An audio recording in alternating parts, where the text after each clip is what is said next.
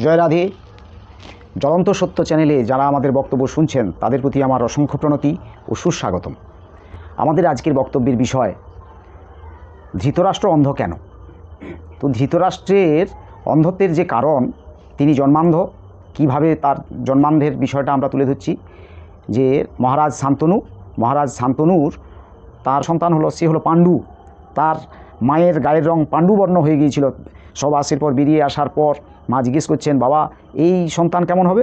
উনি বলেছিলেন এই সন্তান ভালো হবে, এই 5 পুত্রের পিতা হবে এবং বীর্যবান পৌরুষবান। তো এই যে ধৃতরাষ্ট্রের অন্ধত্বের যে কারণটা আমরা তুলে ধরতে চাইলাম, যে ধৃতরাষ্ট্র অন্ধ হওয়ার একটাই কারণ, যে তার মা বাবার সঙ্গে তার মতের মিল ছিল না, তাদের মধ্যে একটা দূরত্ব ছিল, তাদের মধ্যে একদম গাঢ় প্রেম ছিল না।